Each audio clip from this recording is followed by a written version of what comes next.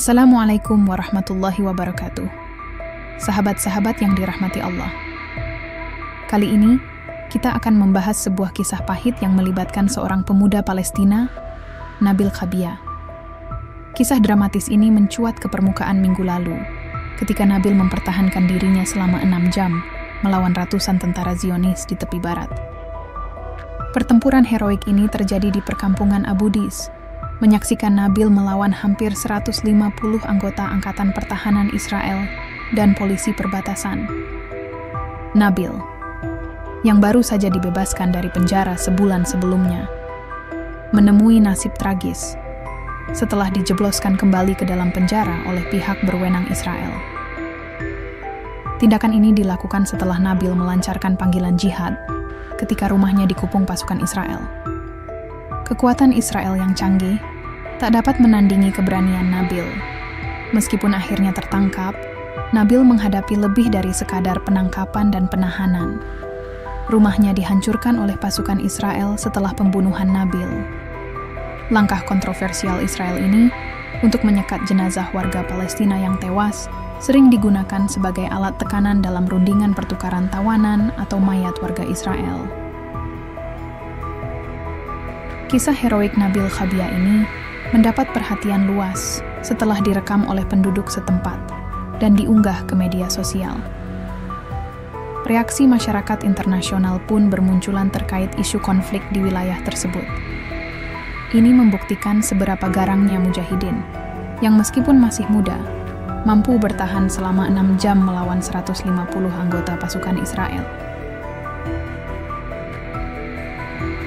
Bicara tentang keberanian, mari kita flashback sejenak kepada zaman sahabat Nabi. Salah satu sahabat wanita yang penuh keberanian adalah Nusaybah binti Ka'ab al-Ansariyah. Dipanggil dengan sebutan Ummu Imarah atau sang perisai Rasulullah, Nusaybah tak pernah absen meninggalkan kewajibannya untuk berjihad. Kisah kepahlawanannya terutama terwujud saat ia bergabung dalam perang Uhud. Nusaybah tidak hanya berperang dengan penuh keberanian, tapi juga tidak menghiraukan luka-lukanya. Rasulullah Shallallahu Alaihi Wasallam melihatnya berperang dengan sengit hingga terdapat 13 luka di tubuhnya. Rasulullah Shallallahu Alaihi Wasallam berkata, "Ia tidak berpaling ke kanan atau ke kiri, kecuali aku melihatnya terus berperang demi aku." Atas perannya yang begitu besar dalam perang Uhud, Rasulullah Shallallahu Alaihi Wasallam bersabda, "Kedudukan Nusaybah binti Ka'ab lebih baik daripada si fulan dan si fulan." Rasulullah lalu berkata kepada putra Nusaybah, "Abdullah, Allah memberkahi kalian wahai ahlul bait. Kedudukan ibumu lebih baik dari fulan dan fulan, dan kedudukan suami ibumu, Ghaziyah bin Amr, lebih baik dari fulan dan fulan. Semoga Allah merahmati kalian wahai ahlul bait." Bahkan Rasulullah Shallallahu Alaihi Wasallam juga berdoa, "Ya Allah, jadikanlah mereka orang-orang yang akan menemaniku di surga."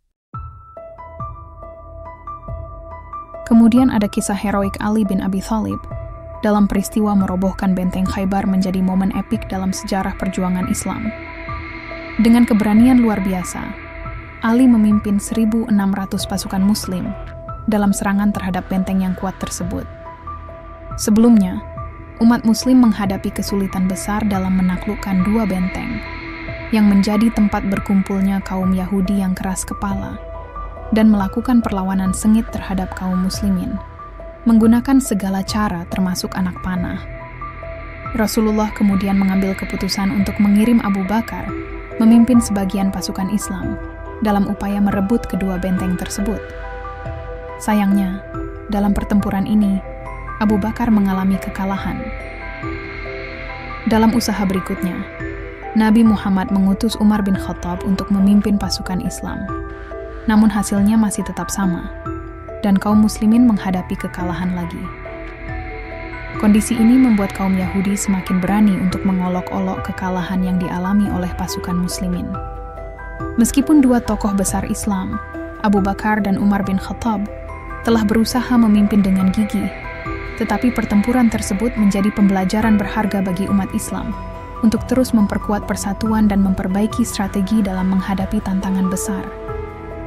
Akhirnya, Rasulullah Shallallahu Alaihi Wasallam bersabda, "Sungguh besok aku akan menyerahkan panji-panji kepada seorang lelaki yang mencintai Allah serta Rasul-Nya, dan Allah serta Rasul-Nya pun mencintainya. Ia akan bertempur terus dan tidak melarikan diri. Karenanya ia tidak akan kembali hingga Allah memberikan kemenangan kepadanya." Mendengar ucapan Nabi Muhammad, pasukan Muslim bertanya-tanya siapakah sosok tersebut. Ketika pagi tiba, Rasulullah memanggil Ali bin Abi Thalib dan menyerahkan panji-panji kepadanya, serta mendoakannya meraih kemenangan. Ali bin Abi Thalib mengibarkan panji-panji dan bergerak bersama pasukan Muslim untuk menghadapi musuh-musuh. Kaum Yahudi yang tengah terlena karena sebagian kemenangannya, sehingga sebagian kekuatan mereka berada di luar benteng. Pada saat itu pula, Ali bersama pasukan Muslim masuk dan melancarkan serangan tak terduga. Bahkan, Ali berhasil membunuh Marhab dan Al-Harits yang kala itu merupakan pahlawan Yahudi, hingga menimbulkan ketakutan dalam barisan Yahudi. Setelahnya, pasukan Yahudi menarik diri ke dalam benteng dan mengunci seluruh pintunya. Kaum muslimin menghalau agar mereka tidak masuk benteng. Namun, ketika pasukan Yahudi masuk dan mengunci pintu benteng, barisan muslimin tidak dapat mendobraknya. Ali bin Abi Thalib kemudian menjulurkan tangannya ke pintu benteng dan menggoyangkan pintu itu sekuat tenaga. Atas izin Allah, dicabutnya pintu tersebut dan dijadikan sebagai jembatan penyeberangan pasukan Islam. Menyaksikan peristiwa itu, tentara Muslim terkejut. Bagaimana bisa Ali mendobrak pintu itu seorang diri sementara sebelumnya mereka mencoba mendobrak pintu dengan kekuatan 7 orang. Gerbang Khaybar berhasil ditembus oleh Ali, yang membuat pasukan Yahudi kaget dan terkejut.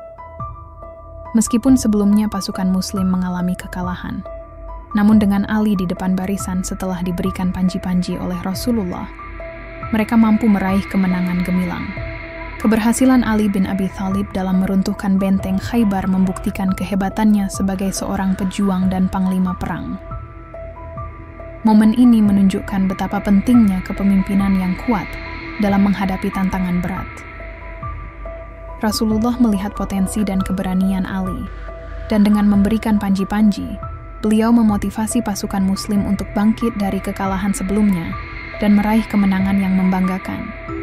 Peristiwa ini tidak hanya menjadi tonggak sejarah penting dalam penaklukan kota Khaybar, tetapi juga menegaskan peran Ali bin Abi Thalib sebagai salah satu pahlawan Islam yang tidak hanya berani dalam peperangan fisik, tetapi juga memiliki kebijaksanaan taktis yang luar biasa. Kisah kepahlawanannya terus menginspirasi umat Islam hingga saat ini, mengajarkan nilai-nilai keberanian, ketahanan, dan kepemimpinan yang kuat. Wallahu a'lam bishawab.